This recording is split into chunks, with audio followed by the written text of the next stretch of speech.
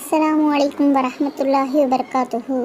நிறைவுடைய வாழ்வழித்து நெடுநிறத்தை காப்பதற்கு மறையளித்த மன்னவனுக்கே மாபெரும் புகழனைத்தும்.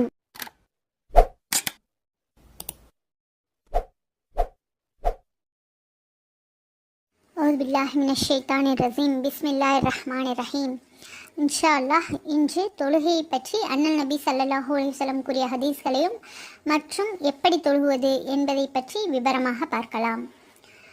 பெரும் பாவங்களை தவிர்த்து கொண்டால் ஐங்கால தொழுகை முறை ஒரு தொழுகைக்கும் மற்றொரு தொழுகைக்கும் இடையில் ஏற்படும் சிறிய பாவங்களையும் ஒரு ஜும்மா முதல் மறுஜும்மா வரை ஏற்படும் சிறிய பாவங்களுக்கும் ஒரு ரமலான் நோன்புகள் முதல் மற்ற ரமலான் வரை ஏற்படக்கூடிய பாவங்களுக்கும் பரிகாரமாக இருக்கிறது. முஸ்லீம். உங்கள் ஒருவருடைய வீட்டின் எதிரே ஒரு ஆறு ஓடிக்கொண்டிருக்கிறது. அதில் அவர் 5 நேரம் குளிப்பாராயின் அவருடைய உடலில் அழுக்கு இருக்க இயலுமா என்று நபிகள் நாயகம் ஸல்லல்லாஹு அலைஹி வஸல்லம் அவர்கள் கேட்டார்கள். சஹாபாக்கள் இருக்காது நாயகமே என்று பதிலளித்தார்கள். இவ்வாறுதான் 5 நேர தொழுகைகளும். அவற்றின் மூலம் அல்லாஹ் தஆலா நம்முடைய பாவங்களை அழித்து விடுகின்றான் என்று நபி ஸல்லல்லாஹு அலைஹி வஸல்லம் அவர்கள் பதில் கூறினார்கள். புகாரி, முஸ்லிம். இப்னு மசூத் ரலியல்லாஹு அன்ஹு அவர்கள் அறிவிப்பதாவது, நபிகள் நாயகம் ஸல்லல்லாஹு அலைஹி வஸல்லம் அவர்களிடம் நற்செயல்களில் அல்லாஹ்வுக்கு மிகவும் பிரியமானது எது என்று கேட்டார்கள். தொழுகைகளை அந்தந்த நேரத்தில் தொழுவது என்று பதிலளித்தார்கள். பிறகு எது என்று கேட்டேன். பெற்றோரை பேணுவது, அவர்கள் சொன்னபடி கேட்டு நடப்பது என்று கூறினார்கள். அதற்கு பிறகு எது என்று கேட்டேன். அல்லாஹ்வுடைய பாதையில் செல்வது என்று கூறினார்கள். முஸ்லிம்களுக்கும் காஃபிர்களுக்கும் இடையிலுள்ள வித்தியாசம் தொழுகையை விடுவதுதான். உங்களில் 5 நேர தொழுகைகளை தொழுகுங்கள். உங்களின் ரமலான் மாதத்தில் நோன்பு வையுங்கள். உங்கள் பொருட்களுக்குரிய தர்ம வரியை நிறைவேற்றுங்கள். தலைவர்களின் ஏவலுக்கு கட்டுப்பட்டு செயல்படுங்கள். அல்லாஹ்வுடைய சொர்க்கத்தில் புகுவீர்கள். திர்மிதி என்ற நூலில் உள்ளது. உங்களுடைய பிள்ளைகள் 7 வயது அடையும் பொழுது அவர்களை தொழுகுமாறு ஏவுங்கள். அவர்கள் 10 வயது ஆகிவிட்டால் அவர்களை அதற்காக அடித்து வலியுறுத்துங்கள். மேலும் அவர்களை படுக்கையில் தனியே பிரித்து வையுங்கள். நமக்கும் முனாஃபிக்குக்கும் என்ற நயவஞ்சகர்களுக்கும் மத்தியில் உள்ள ஒப்பந்தம் தொழுகைதான். எனவே அதை யார் விட்டார்களோ அவர்கள் காஃபிராகி விடுகிறார்கள். இன்னா லில்லாஹி வ இன்னா இலைஹி ராஜிஊன். அல்லாஹ் தஆலா நம் அனைவருக்கும் நல்லபடியில் தொழுகக்கூடிய பாக்கியத்தை தந்தருவானாக. ஆமீன்.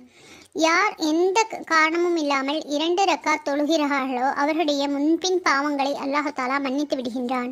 நபிகள் நாயகம் ஸல்லல்லாஹு அலைஹி வஸல்லம் அவர்கள் கூறியிருக்கின்றார்கள், தொழுகையை பற்றி ஒரு நாள், அப்பொழுது யார் அதை பேணி நடக்கிறார்களோ அவனுக்கு ஒரு பிரகாசமும் அல்லாஹ்வுடைய ஒரு ஆதாரமும் கியாமத் நாளில் வெற்றியும் கிடைக்கும்.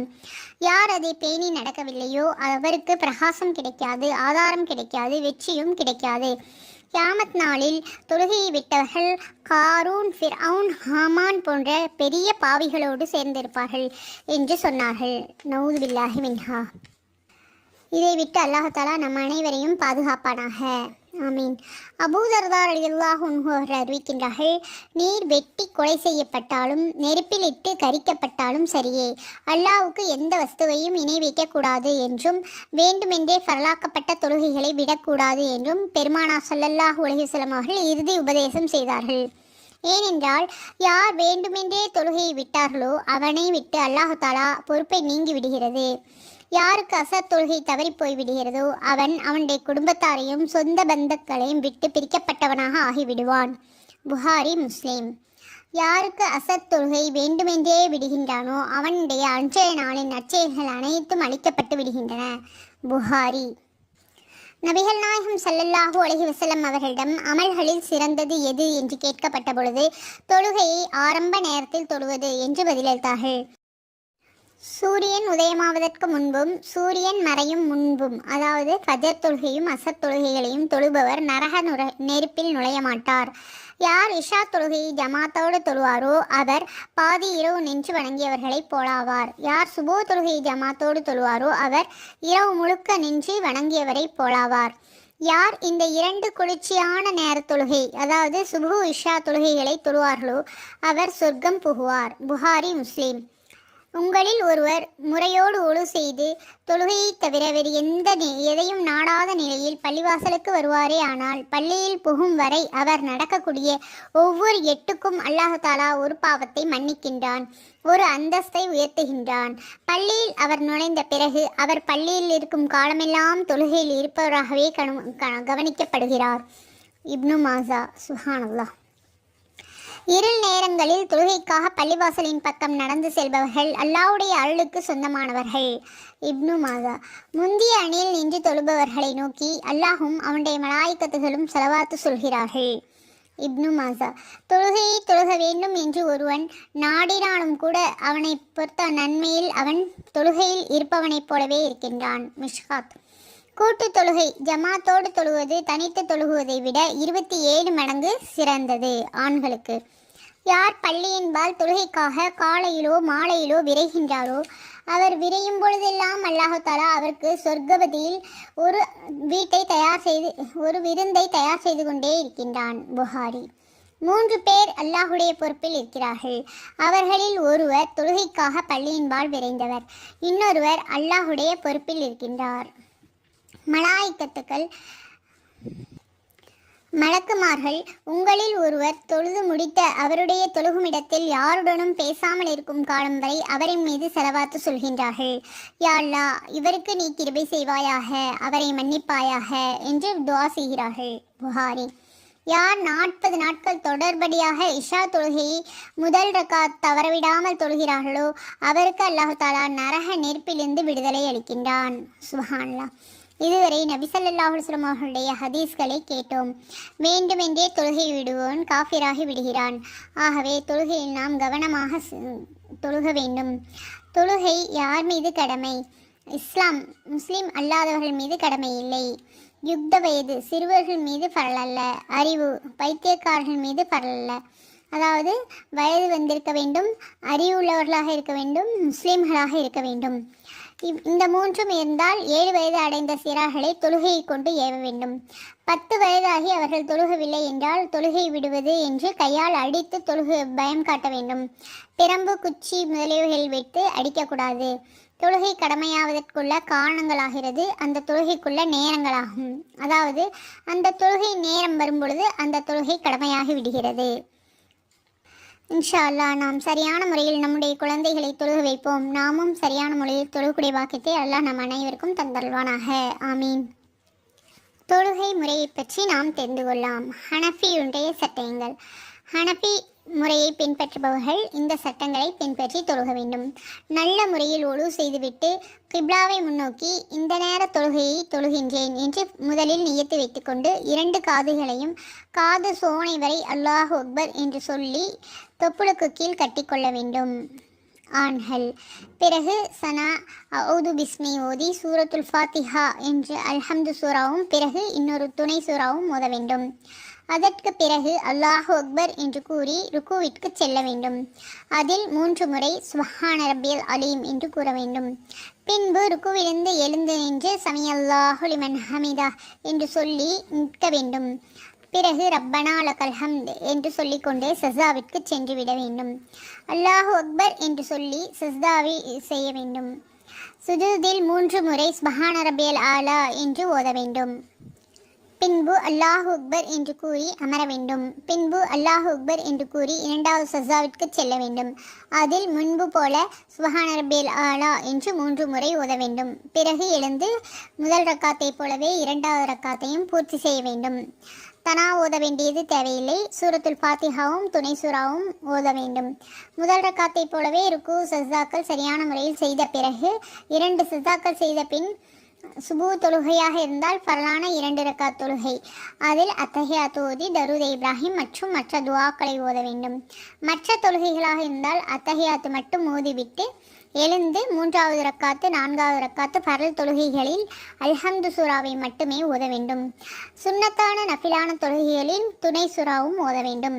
பரல் தொழுகைகளுக்கு மட்டும், அதாவது லுஹருடைய 4 ரக்காத் பரலில் முதல் 2 ரக்காத்திற்கு துணை சூரா ஓத வேண்டும். 2வது 2 ரக்காத் வெறும் சூரத்துல் ஃபாத்திஹாவை ஓத வேண்டும். அசருடைய 4 ரக்காத், இஷாவுடைய 4 ரக்காத். மஹ்ரிப் தொழுகையில் 3வது ரக்காத்திற்கு வெறும் சூரத்துல் ஃபாத்திஹா மட்டும் ஓதி தொழுது கொள்ள வேண்டும். அதன் பிறகு அத்தஹியாத், தரூத் இப்ராஹிம் மற்ற துவாக்கள் ஓதி 2 பக்கமும் சலாம் கொடுத்து தொழுகையை முடித்துக் கொள்ள வேண்டும். பிறகு தஸ்பீஹ் ஓதி துவா செய்து கொள்ள வேண்டும்.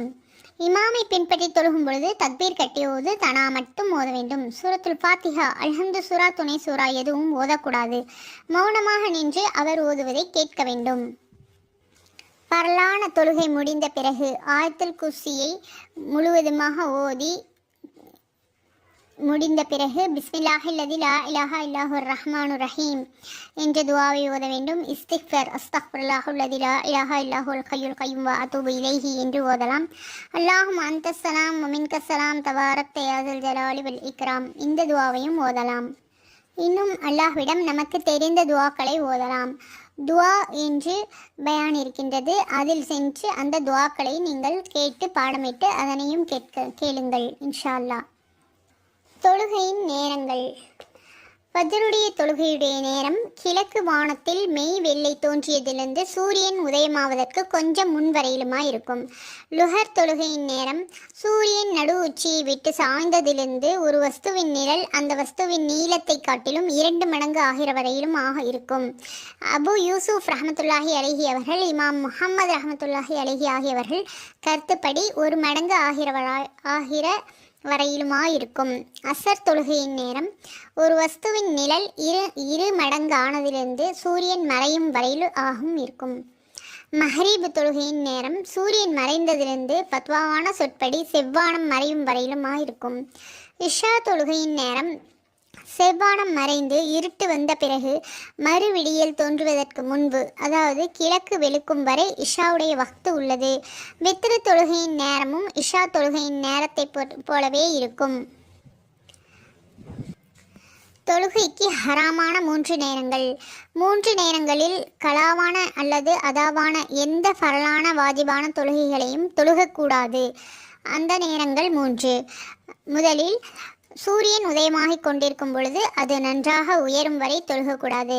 2வது, சூரியன் நடுவானத்தில் உச்சியில் இருக்கும் பொழுது அது நடுவானத்தை விட்டு சிறிதளவு சாயும் வரை தொழுகக்கூடாது. 3வது, சூரியன் மஞ்சள் நிறமாக மாறி மறையக்கூடிய நேரம். ஆனால் அந்த நாளின் அசத் தொழுகையை மட்டும் கலாவாகி விடாதிருக்கும் பொருட்டு சூரியன் மறையும் வரை தொழுது கொள்ளலாம். முடிந்தவரை சீக்கிரமாக தொழுது கொள்ள முயற்சி செய்ய வேண்டும் இன்ஷா அல்லாஹ். இந்த 3 நேரங்களிலும் தொழுவது ஹராமாகும் இன்ஷா அல்லாஹ். இந்த நேரங்களில் தொழுகை விட்டும் பாதுகாத்து கொள்ள வேண்டும். குர்ஆன் ஓதலாம், திக்ரு செய்யலாம், மற்ற அமல்கள் செய்யலாம், தொழுவது மட்டும் கூடாது. தொழுகையின் சுன்னத்துக்கள் 21. தக்பீர் தஹ்ரீமா சொல்லும் முன்பு 2 கைகளையும் காது வரை உயர்த்துவது. 2 கைகளின் விரல்கள் திறந்த நிலையில் கிப்லாவை முன்னோக்கியவாறு இருப்பது. தக்பீர் தஹ்ரீமாவின் போது குனியாமல் இருப்பது. இமாம் தக்பீர் தஹ்ரீமா மற்றும் ருக்குனிலிருந்து மற்றொரு ருக்குனுக்கு சொல்வதற்காக உள்ள தக்பீர்களை தேவையான அளவுக்கு சப்தமாக சொல்வது. இடது கையின் மேல் வலது கையை வைத்து தொப்புளின் கீழ் வைப்பது. ஷனா ஓதுவது, அவுது பில்லா ஓதுவது, பிஸ்மில்லாஹ் ஓதுவது. பரல தொழுகையின் 3வது 4வது ரக்காத்துக்களில் சூரத்துல் ஃபாத்திஹா, அதாவது அல்ஹம்து சூரா மட்டும் ஓதுவது. சுன்னத்தான முறைப்படி கிராத் ஓதுவது, அதாவது தொழுகையில் குர்ஆனை எந்த அளவு ஓதுவது சுன்னத்தோ அந்த அளவு ஓதுவது. ஆமீன் சொல்வது, சனா அவுது பிஸ்மி ஓதிய பிறகு சூரா ஓதிய பின் ஆமீன் ஆகியவற்றை சத்தமில்லாமல் சொல்வது. ருக்கு சுஜூதில் 3 முறை தஸ்பீஹ் சொல்ல வேண்டும். ருக்குவில் தலை மற்றும் முதுகை சமமாக இருக்க செய்ய வேண்டும். ஆண்கள் 2 கைகளின் திறந்த விரல்களை முழங்காலை பிடித்து கொள்ள வேண்டும். சிறு நிலையில் சமியல்லாஹு லிமன் ஹமிதா என்றும் அவரை பின்பற்றும் முக்ததி ரப்பனா லக்கல் ஹம்து என்றும் சொல்வது. தனித்து தொழுபவர்கள் இந்த 2ஐயுமே சொல்வது சுன்னத்து. சஸ்தாவிற்கு செல்லும் பொழுது முதலில் 2 முட்டுக்கால்களையும் பின்பு 2 கைகளையும் பின்பு மூக்கையும் அடுத்து நெற்றியையும் வைப்பது. இருப்பு சிறு இருப்பில் இடது காலை விரித்து வைத்து அதன் மேல் அமர்வது. வலது காலின் விரல் நுனியில் கிப்லாவை முன்னோக்கியவாறு வலது காலை நிறுத்தி வைத்தல் மற்றும் 2 கைகளையும் தொடையின் மீது வைத்தல்.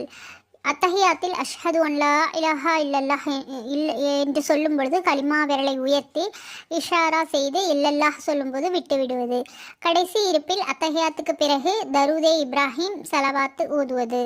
தரூதே இப்ராஹிமுக்கு பிறகு துவா ஓதுவது. முதலில் வலது பக்கமும் பிறகு இடது பக்கமும் திரும்பி அஸ்ஸலாமு அலைக்கும் வரஹ்மத்துல்லாஹ் என்று கூறுவது. மலக்குமார்களை நியத் செய்து கொள்வது. இவை அனைத்தும் சுன்னத்துக்களாகும். தொழுகையின் சர்த்துக்கள், அதாவது வெளி பரலுகள் 7, உள் பரலுகள் 6. தொழுகையின் வெளிப்பரல்கள்: உடல் சுத்தம், உடை சுத்தம், தொழுகின்ற இடம் சுத்தம், மர்மஸ்தானத்தை மறைப்பது, தொழுகையின் நேரம் அறிதல், கிப்லாவை முன்னோக்குதல், நியத்து செய்வது. தொழுகையின் உள்பரல்கள் 6. முதல் தக்பீர் தஹ்ரீமா, நிலை நிற்பது, 3 ஆயத்தின் அளவு கிராத் ஓதுவது, ருக்கு செய்வது, 2 சஜ்தாக்கள் செய்வது, கடைசி இருப்பில் அத்தஹியாத் அளவிற்கு உட்காருவது. தொழுகையின் வாஜிபுகள் 14. பர்ல தொழுகைகளின் முந்தைய 2 ரக்காத்துக்களை கிராத்துகளாக குறிப்பாக்குவது. பர்ல தொழுகையின் 3வது 4வது ரக்காத்துக்களை தவிர அனைத்து தொழுகையின் அனைத்து ரக்காத்துக்களிலும் ஃபாத்திஹா சூராவுடன் துணை சூரா ஓதுவது. பர்ல தொழுகையின் முதல் 2 ரக்காத்துக்களும் வாஜிப், சுன்னத் மற்றும் நஃபில் தொழுகைகளில் அனைத்து ரக்காத்துக்களும் ஃபாத்திஹா சூரா ஓதுவது. இணைப்பு சூறாவிற்கு முன்பு ஃபாத்திஹா சூரா ஓதுவது. கிராத், ருக்கு, சுஜூத் மற்றும் ரக்காத்துக்கள் வரிசை முறையை தர்த்தீபோடு பேணி தொழுவது. ருக்குவிலிருந்து எழுந்து நேராக சிறு நிலை நிற்பது. 2 சஜ்தாக்களுக்கு இடையில் சிறு இருப்பு இருப்பது. ருக்கு, சுஜூத் போன்றவைகளை நல்ல முறையில் நிதானத்தோடு தொழுது நிறைவேற்றுவது. முதல் இருப்பு மற்றும் 3ஆம் 4ஆம் ரக்காத் தொழுகையில் 2 ரக்காத்துக்களுக்கு பிறகு அத்தஹியாத் அளவுக்கு அமர்வது. 2 ரக்காத்துக்களிலும் அத்தஹியாத்து ஓதுவது. முதலிய தொழுகைகளில் இமாம் சப்தமிட்டு கிராத் ஓதுவது. லுஹர் மற்றும் அசர் போன்றவற்றில் மெதுவாக ஓதுவது. சலாமுடைய வார்த்தையை கொண்டு தொழுகையை முடிப்பது. வித்ர் தொழுகையில் குனூத் ஓதுவது. குனூத்துக்காக தக்பீர் சொல்வது. இரு ஈது தொழுகைகளிலும் அதிகமான தக்பீர்கள் சொல்லுவது. இவை அனைத்தும் தொழுகையுடைய வாஜிபுகளாகும். அடுத்து தொழுகையின் முஸ்தஹபுகள் 6 பார்க்கலாம். தக்பீர் தஹ்ரீமாவின் பொழுது சட்டை கையிலிருந்து 2 உள்ளங்கைகளை வெளியேற்றிக் கொள்வது. 2 பாதங்களுக்கு இடையில் 4 விரல் அளவு இடைவெளி விடுவது. தனித்து தொழுபவர்கள் ருக்கு சுஜூதில் 3 தக்பீருக்கு மேல் ஒற்றைப்படையாக அதிகமாக சொல்வது. நிலையின் பொழுது சஜ்தா செய்யும் இடத்தையும், ருக்குவின் பொழுது பாதத்தின் கட்டை விரலையும், சஜ்தாவின் பொழுது மூக்கின் நுனியையும், இருப்பின் பொழுது மடியையும், சலாமின் பொழுது தோல் புஜத்தையும் பார்க்க வேண்டும். முடிந்தவரை இருமல் வந்தால் அடக்கிக் கொள்ள வேண்டும். கொட்டாவி வரும்பொழுது வாயை அடக்கிக் கொள்வது. அடக்க முடியாவிட்டால் நிலையில் கியாமில் வலது கையின் மேல் பகுதியாலும் மற்ற இடங்களில் இடது கையின் மேற்பகுதியாலும் வாயை மூடிக்கொள்ள வேண்டும். தொழுகையின் மக்ருஹ்கள். மக்ரூஹினால் தொழுகை முடியாது என்றாலும் நன்மைகள் குறைந்துவிடும். தொழுகையின் நிலை ருக்கு போன்ற உள் ஃபரலில் உள்ள ஒரு செயலில் சொறிவது போன்ற செயல்கள் செய்வது. நெற்றியில் பட்ட தூசி, மண் இவைகளை துடைத்து விடுவது. ருக்குவில் தலையையும் ஆசனத்தையும் சமமில்லாமல் வைப்பது. அசைவது, திரும்புவது. பரல தொழுகையில் ஒரே சூறாவை மடக்கி மடக்கி ஓதுவது. 2 சிறிய சூறாக்களுக்கு இடையில் ஒரு சூறாவை மட்டும் விட்டு விடுவது. சஜ்தாவில் வயிற்றோடு தொடையை சேர்ப்பது. மலஜலத்தை அடக்கி கொண்டு தொழுவது. நடைபாதைகளிலும் தெரு மைதானங்களிலும் திரை மறைவின்றி தொழுவது. முந்தின சப்பில் வரிசையில் இடம் இருக்கும் பொழுது பின் சப்பில் தொழுவது. உருவம் பதித்த துணிகளை அணிந்து தொழுவது. தொழுகையில் தஸ்பீஹ் மற்றும் ஆயத்துக்களின் எண்ணிக்கையை விரல்களால் எண்ணுவது. விரல்களை அழுத்திக் கொள்வதன் மூலம் எண்ணிக்கொள்ளலாம். தோளில் 2 பக்கமும் துண்டை தொங்கவிட்ட நிலையில் தொழுவது. அழுக்கான துணிகளை அணிந்து தொழுகுவது. ஆனால் வேறு துணி எதுவுமே இல்லாவிட்டால் தொழுகலாம். அலட்சியமாக தொப்பி இல்லாமல் தலை திறந்திருக்கும் நிலையில் தொழுவது. தொழுகும் பொழுது தொப்பி அல்லது தலைப்பாகை கீழே விழுந்து விட்டால் சிரமமின்றி அதை எடுத்து அணிந்து கொள்வது சிறந்ததாகும். ஆனால் சிரமத்தோடு அமலே கஷீர் எடுக்க வேண்டிய அவசியம் இல்லை. ஆண்கள் தங்கள் முழங்கைகளை சஜ்தாவின் பொழுது தரையோடு சேர்ப்பது. முக்ததியானவன் இமாமை முந்தி எந்த ஒரு காரியத்தை செய்வதும் இமாம் கிராத் ஓதும்போது முக்ததி கிராத் ஓதுவது. விரல்களை நெட்டி முறிப்பது. ஒரு கையின் விரல்களை மறு கையின் விரல்களில் கோர்ப்பது. கொட்டா விடும் பொழுது வாயை திறந்து கொள்வது. எந்த தங்கடமும் இல்லாமல் தொழுகையின் பொழுது இருப்பு இருப்பது. கண்களை மூடிக்கொண்டு தொழுவது. தொழுகையில் மனம் ஒன்ற வேண்டும் என்பதற்காக அவ்வாறு செய்தால் பரவாயில்லை, எனினும் தொடர்ந்து செய்யக்கூடாது. சட்டை கைகளையும் சட்டையின் கீழ்ப்பகுதியையும் மடக்கி மேலே ஏற்றிய வண்ணம் தொழுவது. கண்ணியமான இடத்திற்கு அணிந்து செல்ல முடியாத ஆடைகளையும் வேலை செய்யும் பொழுது அணிந்து கொள்ளும் ஆடைகளையும் தொழுகையின் பொழுது அணிவது. இந்த ஆடைகளை அணிந்து தொழுகுவது நல்லதல்ல. தொழுகும் பொழுது வலது பக்கம் இடது பக்கம் சாய்வது, சஸ்தா போன்றவற்றில் கை கால் விரல்களை ஹிப்லாவின் திசையை விட்டு திருப்புவது, யாராவது வர வேண்டும் என்பதற்காக இமாம் ருக்குவிலும் சஸ்தாவிலும் தாமதிப்பது, மெஹ்ராபுக்குள் இமாம் நின்று தொழுக வைப்பது, அவசியமில்லாமல் தொழுகையில் எச்சில் துப்புவது, மூக்கை சுத்தம் செய்வது, இவை அனைத்தும் தொழுகையில் மக்ரூஹ்களாகும். இந்த தவறுகளை விட்டும் நாம் தொழுகையில் பாதுகாப்பாக இருக்க வேண்டும். அடுத்து தொழுகையை முறித்தல்கள் 15. தொழுகை முறிந்துவிட்டால் திரும்ப தொழுகுவது அவசியமாகும். இந்த 15 விஷயங்களால் சஸ்தாவில் நெற்றியை பூமியை விட்டும் தனியாக ஆக்கிக்கொள்வது, இமாமை விட முந்தி நிற்பது, தனக்கு கேட்கும்படி சிரிப்பது, பரலான செயல்களில் ஒன்றை விடுவது, தொழுகும் பொழுது மறதியாகவோ வேண்டுமென்றோ அதிகமாக பேசுவது, தொழுகையில் ஆஹ் என்றோ ஓஹ் என்றோ உஷ் என்றோ சொல்வது, வேதனையால் சத்தமிட்டு அழுவது, அவசியமின்றி கனைப்பது, இருமுவது. எனினும் நிர்பந்த நிலையில் தொழுகை இந்த மாதிரி செய்தால் தொழுகை முடியாது. தொழுகையின் பொழுது தனது இமாமை தவிர மற்றவர்களுக்கு தவறை எடுத்து கொடுப்பது, குர்ஆன் ஷரீஃபை பார்த்து ஓதுவது, தொழுகையில் கிப்லாவை விட்டு நெஞ்சை திருப்புவது, சஸ்தா முழுவதிலும் பாதங்களை தரையை விட்டு உயர்த்துவது, பல்லிடுக்கில் ஏதேனும் ஒரு பொருள் ஒரு சுண்டக்கடை அளவு அதைவிட அதிகமாக இருந்தால் விழுங்கிவிட்டால் தொழுகை முறிந்துவிடும். சிறியதாக இருந்தால் தொழுகை முறியாது. தொழுது கொண்டிருக்கும் பொழுது பல்லிலிருந்து இரத்தம் வெளியேறி எச்சை விட்டு இரத்தம் அதிகமாக இருப்பது, எச்சிலை விட அதிகமாக இருந்தால் தொழுகை முறிந்துவிடும். குறைவாக இருந்தால் தொழுகை முடியாது. தொழுகையின் உள்ஃபர்லு ஒன்றில் ஒருவர் 3 முறை சொரிந்தால் ஒவ்வொரு முறையும் கையை எடுத்து சொரிந்தால் தொழுகை முறிந்துவிடும். ஒரு முறை காரணமின்றி சொரிந்தால் தொழுகை முடியாது, ஆனால் மஹ்ரூக் ஆகிவிடும். இவைகளில் எந்த தவறு செய்தாலும் தொழுகையை திருப்பி தொழுக வேண்டும். இது போன்ற செயல்களினால் நமது தொழுகை கெட்டுவிடும். ஆகவே கவனமாக ஒவ்வொரு ருக்குன்களையும் கவனமாக கேட்டு படித்து பார்த்து இன்ஷா அல்லாஹ் அவைகளை கவனமாக பேணி தொழுக வேண்டும். இன்ஷா அல்லாஹ் ஒழுவின் பயானை முன்பே போட்டிருக்கின்றேன், அதையும் கேட்டு பார்த்து கவனமாக அந்த துஆக்களையும் படித்து பயன்பெறுங்கள். இன்ஷா அல்லாஹ் இவ்வளவு நேரம் பொறுமையாக அனைவரும் கேட்டதற்கு ஜஸாக்குமுல்லாஹ் ஹைர். கேட்டதை மற்றவர்களுக்கும் எத்தி வையுங்கள். கேட்டதின்படி அமல் செய்ய முயற்சி செய்யுங்கள். இன்ஷா அல்லாஹ் அடுத்ததாக தொழுகையுடைய மருத்துவ குணங்கள் பற்றி அடுத்த பயானில் பார்க்கலாம். இதுவரை பொறுமையாக அனைவரும் கேட்டதற்கு மிகுந்த அல்லாஹ் நல்ல கூலியை தந்தல்வானாக. ஆமீன். அஸ்ஸலாமு அலைக்கும் வரஹ்மத்துல்லாஹி வபரகாத்துஹு.